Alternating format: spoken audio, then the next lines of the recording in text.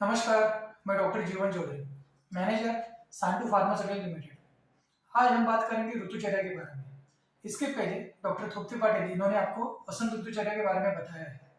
आज हम वर्षा ऋतुचर्या के बारे में बातेंगे। ऋतु या ऋतुचर्या क्या होता है, इसके बारे में आज हम जानेंगे। उसमें ऋतु जो है वो ऋतु यानी कि सीजन, और चर्या यानी कि आचरण करना। तो किस ऋतु में किस प्रकार का आचरण करना चाहिए, इसको ही ऋतुचर्या कहते हैं। तो अगर आप बार बार अगर सीजनल चेंजेस के कारण डॉक्टर के पास जाते हैं, या अगर आप कोई भी कुछ भी खाने के बाद अगर आपका पेट बिगड़ता है या कुछ भी तकलीफ होती है, तो आपको ये वीडियो जरूर देखना चाहिए कि जिसमें ऋतुचर्या के पालन से आप कैसे बीमारियों को दूर रख सकते हैं, इसके बारे में आप जानेंगे। अगर आप देखी जाए तो हाल ही के सीजन में डायबिटीज, ब्लड प्रेशर और हाइपरटेंशन जैसी बीमारी अभी बहुत ज्यादा बढ़ गई है। और यह जो लाइफस्टाइल डिसऑर्डर है, यानी लाइफस्टाइल यानी जीवन शैली की विकृति के कारण होने वाली बीमारी है। तो यह बीमारियां इस कारण होती है कि संतुलन यानी पर्यावरण और मनुष्य प्राणी इनमें जो असंतुलन है, वो असंतुलन होने के कारण यह बीमारियां बढ़ चुकी है। तो इसका अगर हम जाने जाए कि ऐसे क्यों होता है या असंतुलन क्यों हुआ है, तो इसके लिए हमें थोड़ा हिस्ट्री में जानना पड़ेगा। तो अमेरिका में 1900 के साल में लगभग डायरिया, ट्यूबरकुलोसिस और डिप्थीरिया जैसे बीमारियों से के कारण लगभग 60% तक मृत्यु होती थी।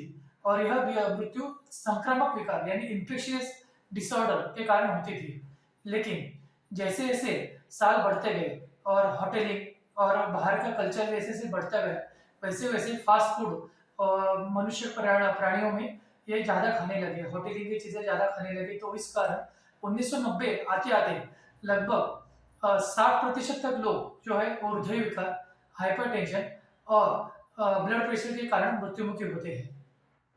तो इस कारण का आज हम देखेंगे कि ऐसे क्यों होता है और ये लाइफस्टाइल डिसऑर्डर क्यों होते हैं। तो इसके बारे में भारत में जो प्राचीन ऋषि मुनि है, इन्होंने आयुर्वेद में उन्होंने सोचा, विचार किया और चिंतन किया कि हम अस्वस्थ क्यों होते हैं। तो उनके विचार से यह मालूम पड़ा कि सूर्य, चंद्रमा और प्राणी और वायु जो है, इनके ऊपर हमारे मनुष्य प्राणी इनका जीवन है निर्भर रहता है।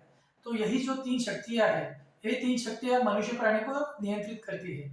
तो यही तीन शक्तियां हमारे मनुष्य प्राणियों के जीवन में जो है वो मनुष्य प्राणी के अंदर रहती है, जो वात, पित्त और कफ के स्वरूप समान है। तो इन ऋषियों ने ये बताया है कि अगर वात, पित्त और कफ इनका अगर असंतुलन हुए तो हमें विकार होते हैं।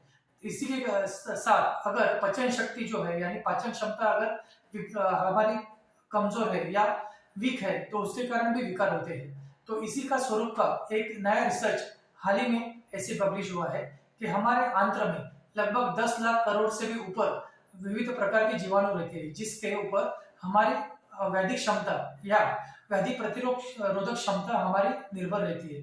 तो हम जो खाना खाते हैं उसी के ऊपर यह जीवाणु अपना निर्भर रहती है। तो अगर हम अच्छा खाना खाएं तो हमें यह वैदिक क्षमता जो है या वैदिक प्रतिरोधक क्षमता अच्छी रहती है। तो आयुर्वेद के पत्रानुसार अग्नि यानी पाचन क्षमता अगर अच्छी रहे तो बहुत ही ज्यादा हमें वैदिक क्षमता जो है या विकार न होने के चांसेस ज्यादा रहते हैं। भारत में लगभग 6 प्रकार के ऋतु रहते हैं, जो कि शिशिर, वसंत, ग्रीष्म, वर्षा, शरद और हेमंत। आज हम वर्षा ऋतुचर्या के बारे में जानेंगे। वर्षा ऋतु जिसमें बहुत से लोगों को बीमारियां होती है और संक्रामक बीमारियां ज्यादा होती है। तो यह बीमारी क्यों होती है, इसके क्या कारण है, यह जानेंगे हम अगले एपिसोड में। लेकिन जाते जाते एक छोटी सी स्टोरी बताने जा रहा हूँ कि जैसे कि आपने सुना होगा कि पहले हम हाथियों के माहौत जो होते हैं उनको हाथी बांध के रखते थे।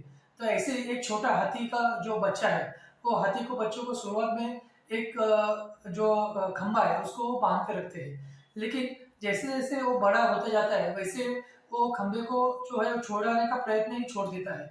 वैसे ही हमारा लाइफ है, जिसमें हम हमारा बिजी शेड्यूल और हम जो है इतने बिजी हो चुके हैं कि हम हमारे वो जिसके कारण यानी उस बिजी शेड्यूल के कारण हमें जो विकार होते हैं वो हमें छोड़ने के लिए तैयार नहीं है।